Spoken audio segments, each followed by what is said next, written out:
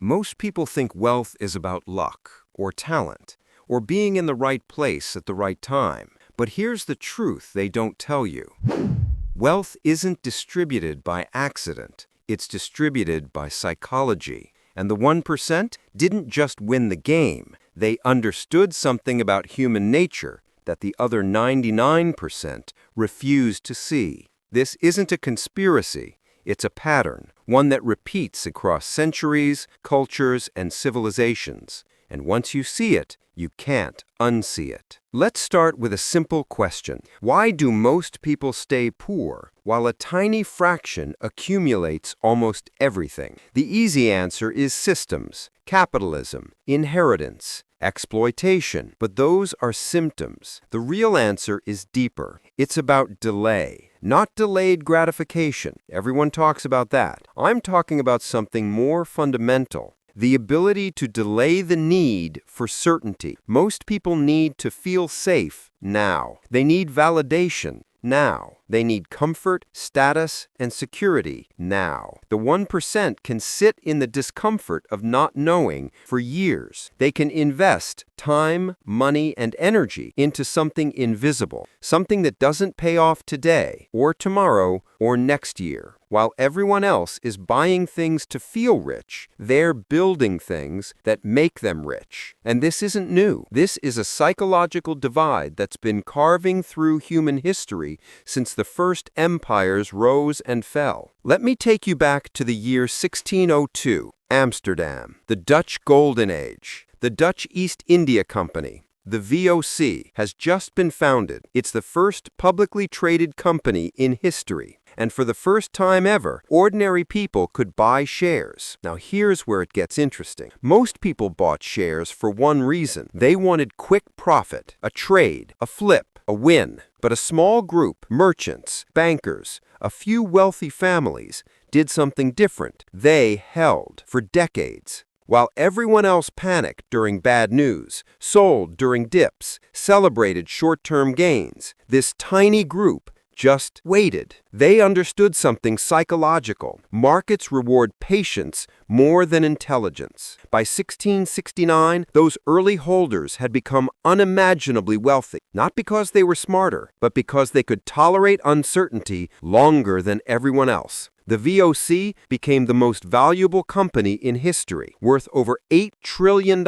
in today's money. And the wealth? It didn't spread evenly. It concentrated in the hands of those who could delay gratification and delay panic. The same pattern played out in 18th century London, in 19th century New York, in 20th century Silicon Valley. The names change, the technology changes, but the psychology, identical. Fast forward to today. We live in the most abundant era in human history. More opportunities, more access, more information. And yet, wealth inequality is worse than ever. Why? Because the psychological gap has widened. Think about it. The average person today is trained to expect instant results. 2-day shipping, 10-second videos, same-day dopamine. We've been conditioned to need feedback loops that close in minutes, not years. Meanwhile, the 1% are still playing the long game. They're buying assets that won't mature for a decade, building companies that won't profit for years, learning skills that won't pay off until they're 40. While everyone else is optimizing their life for comfort, the top 1%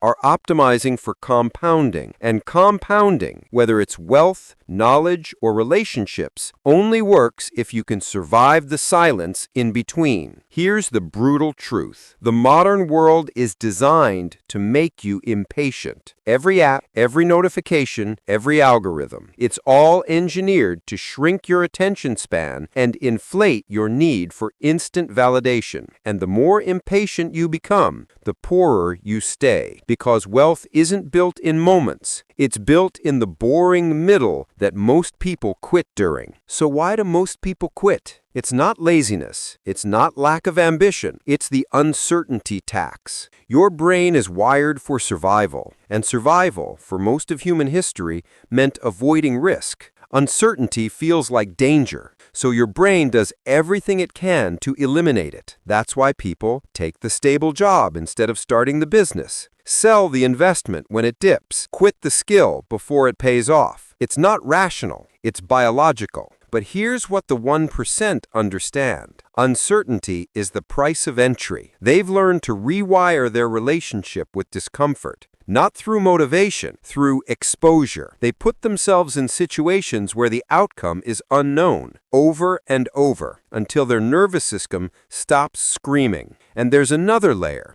The validation economy. Most people need external proof that they're doing the right thing. They need their parents to approve, their friends to understand, society to applaud. The 1% don't. They've decoupled their self-worth from external feedback. That's why they can work on something for 5 years that no one sees. That's why they can ignore criticism, mockery, and doubt, because their scoreboard is internal. And this is the real divide. The 99% are playing for applause. The 1% are playing for outcome. One needs the crowd, the other just needs time. So what does this mean for you? It means the gap between you and wealth isn't about money. It's about your tolerance for the in-between. Ask yourself, can you work on something for a year without seeing results? Can you invest in yourself when no one's watching? Can you delay the dopamine hit of spending, posting, or proving? If the answer is no, you're not broken. You're just playing the game the majority plays. And the majority, by definition, doesn't win. But here's the good news. This is trainable. You don't need to be born rich. You don't need connections. You don't need genius-level IQ. You just need to practice one thing. Sitting in discomfort without collapsing. Start small. Delay one purchase. Finish one project no one asked for. Invest in one thing that won't pay you back for 5 years. And watch what happens. Not to your bank account, not yet, but to your nervous system. You'll notice something shift. The need for instant validation starts to fade. The fear of uncertainty starts to quiet. And suddenly, you're playing a different game. Not the game of survival, the game of compounding. And compounding, given enough time,